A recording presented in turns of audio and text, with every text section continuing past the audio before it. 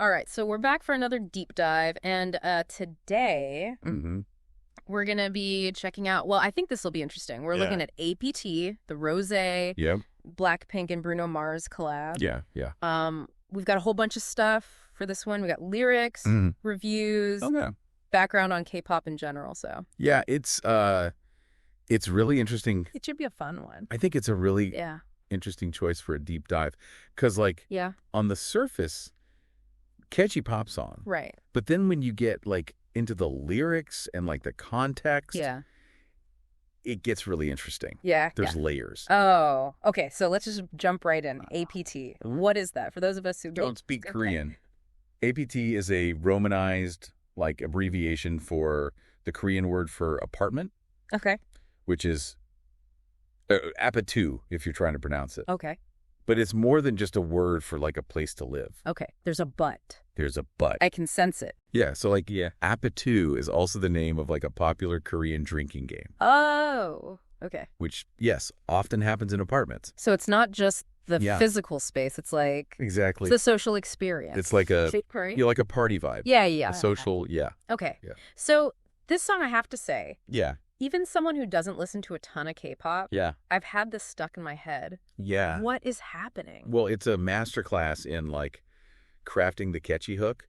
And repetition plays a huge role in that. Okay. So in the chorus, like, aptu, a staggering 48 times. 48 times.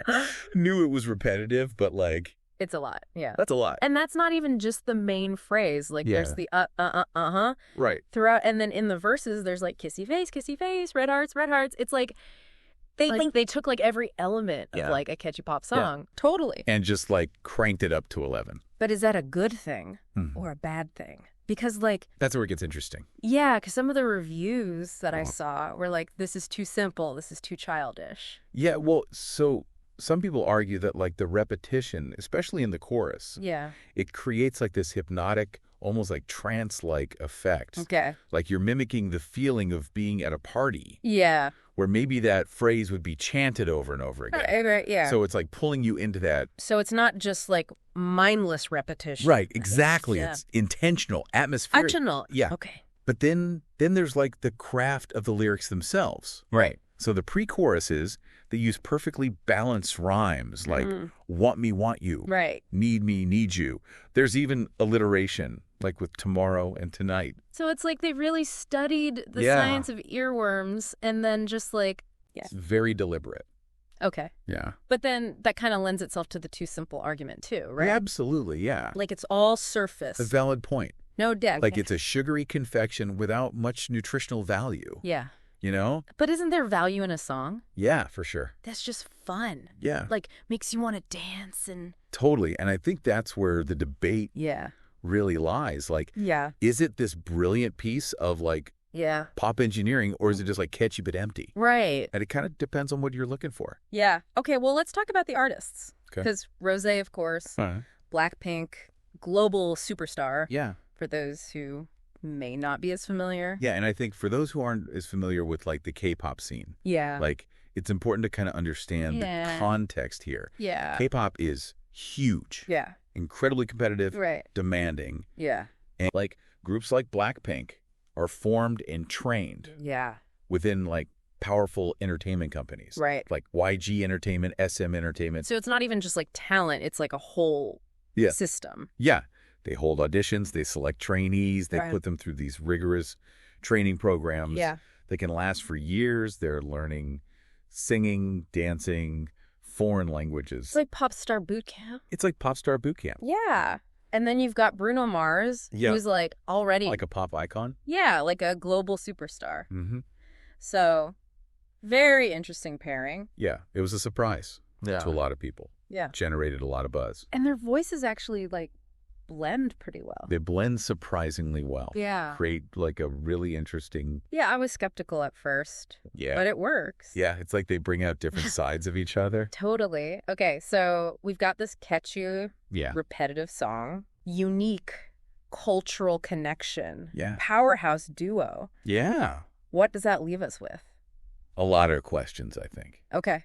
Is it a guilty pleasure? Yeah. Or a legitimate pop masterpiece? Right. Does the repetition enhance the fun factor? Yeah. Or detract from its artistry? Right. These are the things we'll be exploring. Okay. Yeah. Let's dive deeper. Let's do it.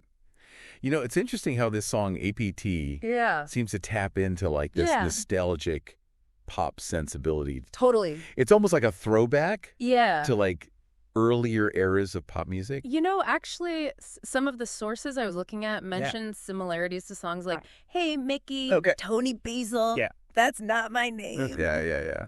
The Ting Tings. Those are good examples, Which, both of those songs, super catchy hooks. Oh, yeah. Repetitive structure. Hugely successful. Huge hits. So it seems like APT is kind of intentionally... Yeah.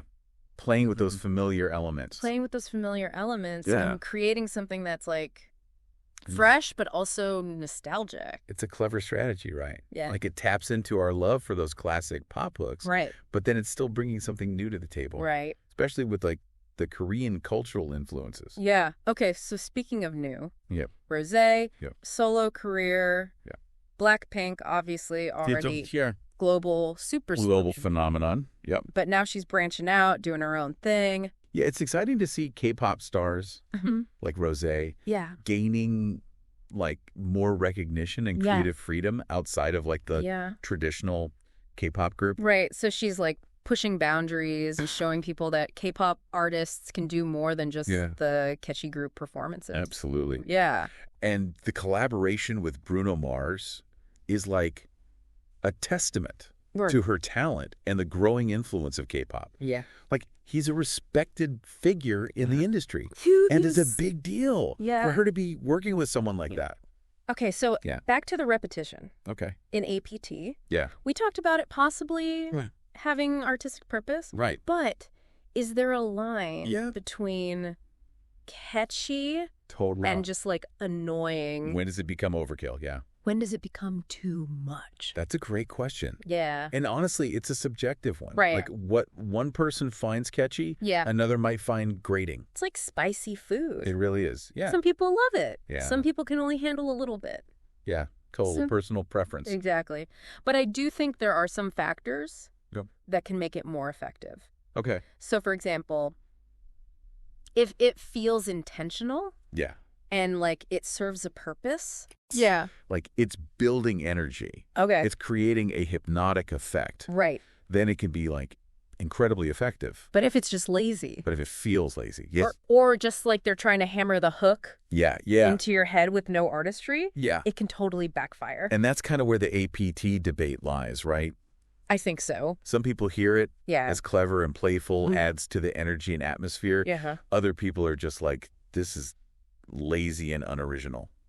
It's almost like a sonic Rorschach test. Ooh. Like, your interpretation of the repetition says as much about you. Wow, that's a good one. As it does about the song. Yeah. And I think that's what makes music so fascinating. It evokes such different reactions from people, even when they're listening to the exact same thing.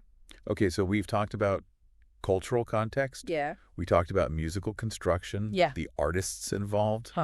The mixed reactions. What does this tell us about APT as like a cultural phenomenon? I think it's a perfect example of how pop music is evolving in the age of globalization and like cross-cultural collaboration. Right.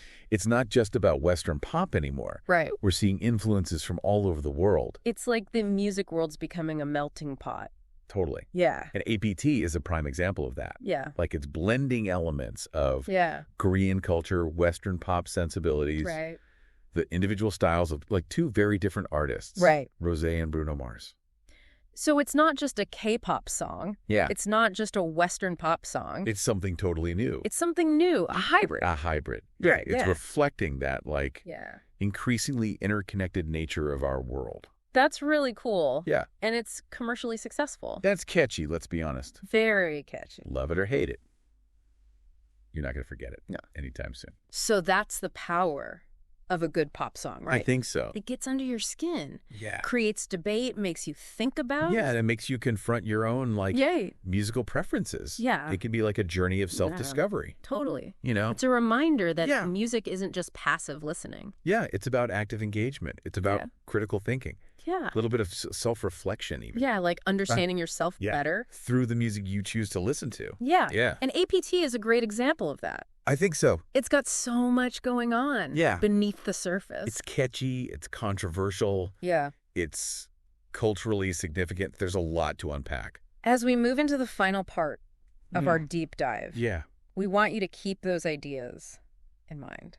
We're going to be exploring some even deeper layers of APT. Yeah. Encourage you to keep questioning, keep thinking, and keep discovering. Okay, so we keep saying repetitive. Yeah. But I think there's actually more to it than that. Yeah, totally. Like if you listen closely, there's like a lyrical progression that kind of mirrors the whole drinking game. That's a great observation. The verses kind of build this sense of anticipation. It's like that counting. Yeah. In the App 2 game. Yeah, and then boom. And then, you get that chorus. App 2. Like the climax of the game. It's like the song is taking you through. It's like it's taking you on the journey. Yeah, like the ups and downs. Yeah, the tension and release. Yeah. Of actually playing the game. So if you don't know. And that cleverness might be lost. Totally. On listeners who aren't familiar with the Korean drinking game. Yeah, if you're not in the know. But for those who are. Yeah. It adds a whole other layer. It's like an Easter egg. Totally.